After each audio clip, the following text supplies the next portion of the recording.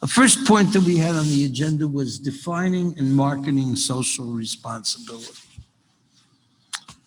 I don't know, this belonged to, I don't know, Marilyn Monroe. Is that a socially responsible piece of jewelry? It's used jewelry. I mean, look, we all know if you have a fair trade community working in Colombia with women miners and everybody getting paid a fair amount, and I don't know, we're spending, I don't know, $1 million to produce $100,000 in terms of our monitoring and everything, that's socially responsible. But where's the limit of social responsibility? Does anyone here think that a used piece of jewelry is or is not socially responsible? I'm trying to drive us to the envelope. I'm trying to drive us to the end. Does anybody have a view? Doug, or maybe some of our NGO friends? What do you think about someone saying, is that greenwashing? I have a used piece of jewelry, and here's an artisanal digger with a fair trade piece of jewelry, and here's a mining company who's actually now announcing that they're going to be helping a lot of people in Africa with whatever it might be. Is that somebody speak? Sure. What? I'll start, even as an NGO. I'm gonna say, yeah, I think that's a socially responsible piece of jewelry. I think people I think it's up to the individual consumer what their values are and what they think of as being socially responsible, right? So if you value protecting the environment, possibly, okay, that is not coming from something that's newly mined, it exists. If your primary value is protecting livelihoods, then maybe what you define as socially responsible is buying something that is supporting people in the field and making their livelihood safer. So I'm sure it is socially responsible. So I think there's a consensus. Definitions. So I think there's a consensus. There's different types and levels of social responsibility. There's no one holy grail. There are different people that might make different claims about something being socially responsible, and they will then market those things. Okay. Right. I think it's a series of actions. It's not one action, right? I mean, right now, everyone's talking about ESG, environment, social governance. Do you pay your people well? What is your culture like? What does your supply chain look like? Do you do well for the planet? It's not one thing, it's many things. And I think that's what even the SEC in the United States is looking at with companies for investment purposes, disclosing that sort of information. That's what the future is about. It's not about selling one specific thing that you do, but actually an entire chain of decisions that a company makes is what is social responsibility. But if you don't have everything, do you have nothing? Let's take a look at that. Okay, let's take a look at the GIA DOR, Diamond Origin Report from the GIA, that tells you pretty much, if not the exact mine, that it was ethically mined. It was ethically mined. It's helpful. Nice to know. Didn't come from Zimbabwe, say, if I have a problem. But you don't know where it was cut. Could have been cut in a factory where people are inhaling diamond dust and getting sick. It could have been cut in a perfect factory that belonged to a site holder who's a RJC member who just got audited last week. So we're in a process of moving this industry along to what we think is a more and better socially responsible environment. Some people will say, if you weren't perfect, you're a greenwasher. So if we were to say I have a DOR diamond, I don't know where it was cut. I just honestly don't know. I got it. I sent it to the GIA. GIA came back and said, yeah, we recognize this diamond as belonging to that rough. And that rough came from Sal Rosa, which is practicing social responsible practices that has something. So, that's fine. But do we have to be perfect? Or are we greenwashers? Or can we accept the fact that we are now in the process of becoming more socially responsible so that there's different things, different types of social responsibility that people can vote for with their money? And they can say, I like to give money to buy jewelry, which 10% of the money gets going to charity that I like. Or I want to support a community of people in Colombia who are right now digging for gold and not using mercury. And therefore I want to buy this. Go to Starbucks. I would like fair trade coffee, or I'd like regular coffee. Okay. Different aspects of social responsibility. All roads that improve us in the direction are good.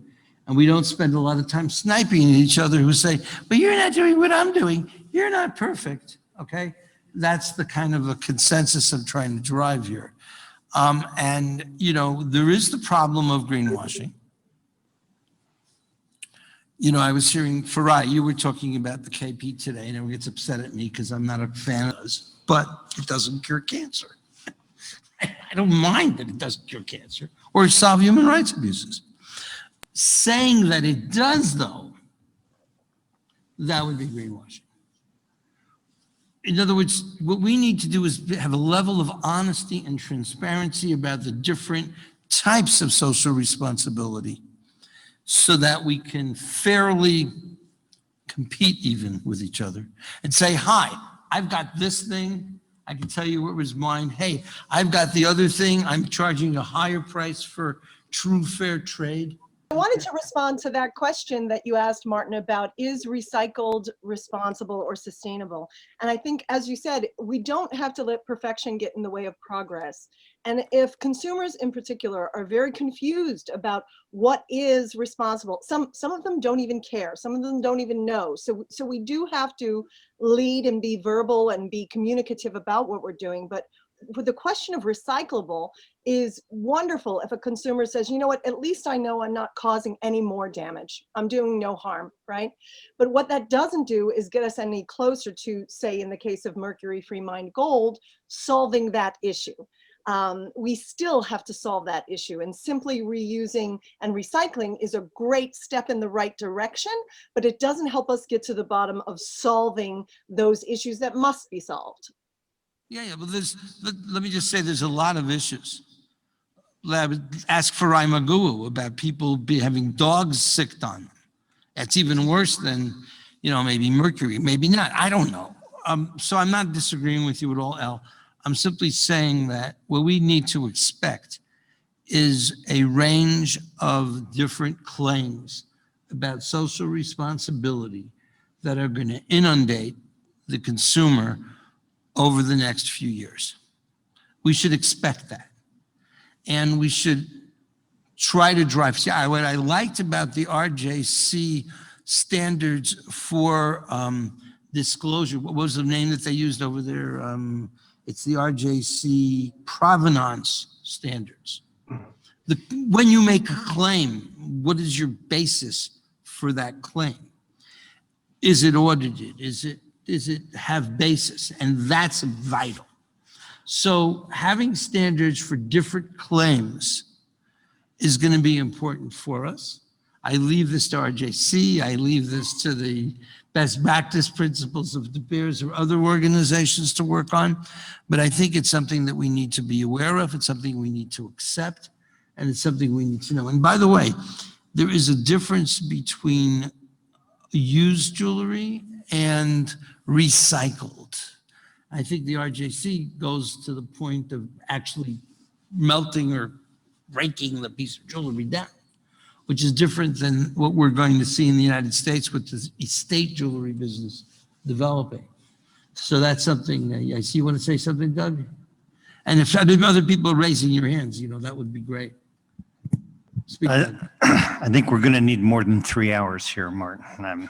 Well, you know, the thing is that we're dealing with an incredibly complex issue, and to focus on particular elements of that issue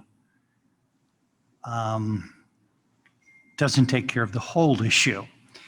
I used to deal extensively in estate and antique jewelry, and to say that it is previously, we don't like to say used, we like to say previously owned jewelry, it doesn't necessarily make it any more significant or better or good.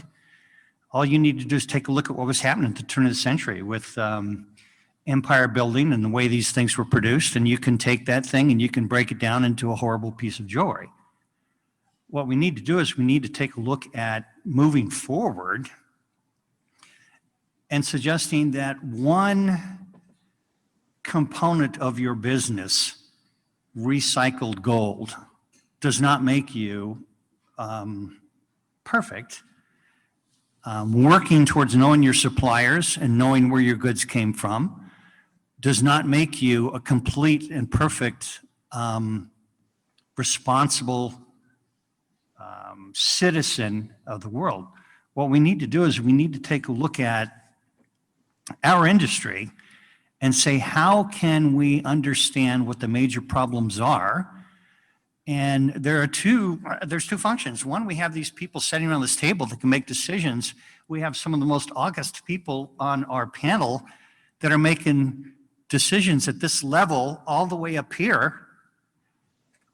We need to get it down to the point where people that are working on the counter with people, the consumers at the jewelry counter, can understand that this particular jeweler, this particular individual is trying to do something.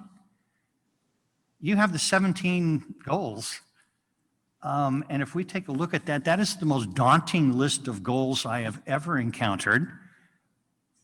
There are challenges in amongst attaining those goals in general, not just for the jewelry industry, but for our humanity in general. So we need to say, okay, in our business,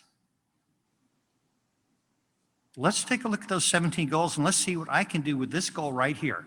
What can I as an individual do? And not necessarily impact what's taking place in other continents or other industries, but what's happening right here in my community. So I think that's one of the things we have to do, Martin, is we have to take a look at the overarching part. We're little guys, okay? We're colored gemstone people. It's sometimes difficult for us to talk about these things because by the time we walk in a room, all the oxygen's been sucked out by the diamond industry. But I think one of the things we need to do is take a look at ourselves, our businesses, and our personal lives and say, what are we doing? Not in all 17 goals, but what are we doing to make things a little bit better in our community, in our store, and our lives? And how can I translate that to a larger standpoint as far as my sourcing, my sales, my marketing? It's a daunting task because I don't know that there's any of us here that think we can take a look at those 17 goals and say, what is the jewelry industry going to do in the next 3 years that's going to solve these things? They're just going to make it better. Yeah, I think you're right here, Doug, but I think we need to understand that it's a process. I remember talking with Pumzila, who was the vice president of South Africa and started the Kimberley process. And she said, look, it's a process. And it's going to take time, and it took us 4 years. I went to every meeting for 4 years till we got the Kimberley process document signed. But we saved hundreds of thousands of lives in Sierra Leone, probably. But the question now is going to be, all right, we can expect a lot of different people doing a lot of different things. No one and nothing is going to be perfect, I would imagine, okay? And now all these things are going to be hitting the consumers. All these things are going to be hitting the trade. All these things are hitting the retailers. And it's okay. It's not a bad thing to have a little bit of, how should I say, destructive, creative chaos, okay? And so everyone's going to push in. Go ahead, you want to say something here? Thanks, Martin. So we are at such an incredible time. This is a pivotal moment in history, and I don't know, we can't grasp it. I don't believe we have any capability of grasping the importance of how fast things are changing. And the fact that technologically, the world is, no one can grasp it right now. And our consumers are shifting, the industry is shifting. And in my view, if we don't come out of here unified with at least one focus that says, this is what we're doing. This is what the industry is committed to aligning on as a first step, as industry-wide. Without that, we are going to continue scratching ourselves about what should we do, what's our consumer-facing approach, what is the conversation that we're going to have. David Buffard on our call prior to this meeting the other day said we have to share our why. We have to let our consumers know and our companies know what our purpose, our reason for existence is, what our why is. And we don't have that. And yes, there's all of these issues that bear in each area of our industry, but I would propose one that is overarching, that is a huge threat right now, and that is Mercury and the gold supply chain. That we have 20 million miners and the 100 million people who depend on them who mine with mercury every day, releasing inadvertently 12,000 pounds of the permanent neurotoxin every day. So that's on our watch. That is happening right. We are profiting from that. We're benefiting from those miners, but yet we have not taken a stand. We have not said, we're not tolerating this anymore. This is not okay. So given the times that we're in, the technological capabilities that we have, the resources, computational power, our interconnectedness, we can absolutely solve this. If it's not solved in the next 20 years, at least we will have moved it along, and we will be standing for being a solution to something that affects every one of us, whether it's colored stones, whether it's diamonds, whether it's lab analysis, whatever it is, our whole industry is affected. And if the media comes out and says, the industry is tolerating this, what are you guys up to? We need an answer to this. We need to take a stand. So that's what I propose would affect everyone in our industry if we no longer said, let's see how this works out. If somebody's going to work it out, no, it's our opportunity, and it's a huge opportunity.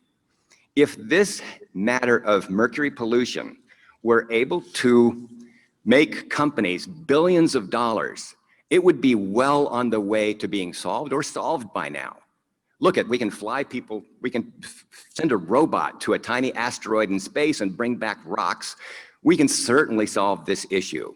And I would propose as well that it is an issue in which the jewelry industry can benefit billions of dollars in goodwill, in increased confidence, in favor, in just excitement about the industry. Look at what these folks are doing. So I'd love to pass that off, Martin. And my view is, and we're jumping to the second thing, but it is 1:30, and I'm going to keep moving us along. You're jumping to the second point of, are people willing to pay for it? You come along and you say, listen, I'm going to save so much problems with this mercury thing.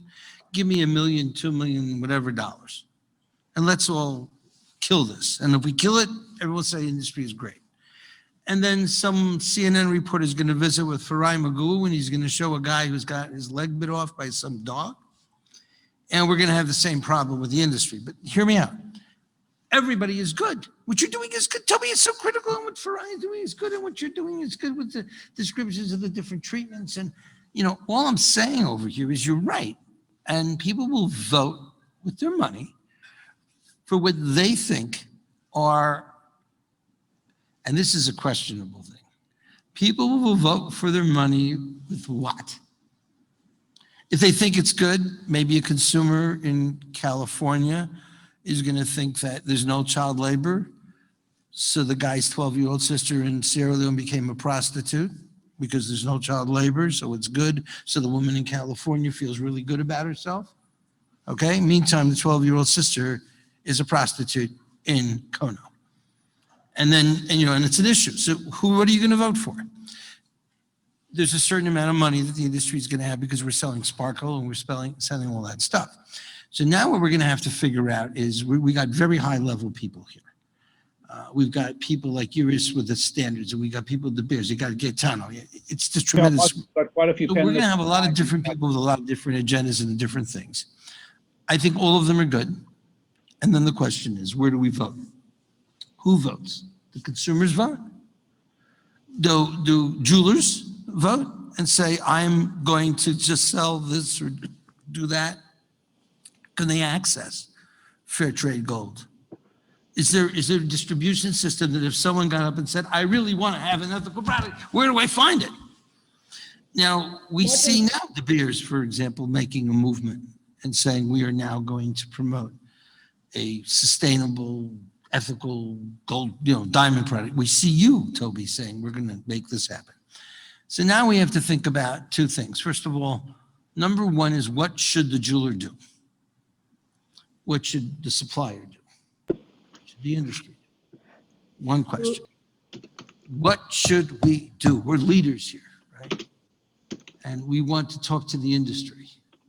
What should the industry do? I think we have to distinguish as well generations, okay? I think the generation sitting around the table here, myself, maybe a little bit in the middle, is a little bit, let's say, not the millennials. And the millennials are reacting, they're educated, they've grown up with the internet, they're buying differently and they're thinking really differently. So for them, it's really logical that you have integrated in your business plan the social and the ecological perspective. So when they buy a ring or they buy a jewelry, they will hold the jeweler accountable. So they will expect from the jeweler that they know where the jewel is coming from, the gold is coming from, where the gemstone is coming from, etc. So for them, it's, that's the new generation. It's just there, and they will hold you accountable. And they will also, they're the ones using the social media. They will punish you if you're not have that really, that authenticity, that transparency with the stakeholders, or let's say with the suppliers or whomever you work with in the value chain. So it doesn't matter. It's a value chain who will have to cooperate, will have to be transparent and work together. And this is where downstream in the value chain people will buy from, because they're end customers, which is approximately, I think, 30% of, they're not at a full buying power today, but by 2025, I think they will, the millennials, they will represent 50% of the market. And for them, it's not how we are thinking. They're really thinking as something really normal value you really have to have completely integrated in your company, because they won't buy at you if you can't prove or if you're not authentic in an ecological and social responsible way. That's what I think. So we're saying that the jeweler is responsible to the consumer regarding the social responsibility aspects of whatever the jeweler sells the consumer. Is there consensus here for that?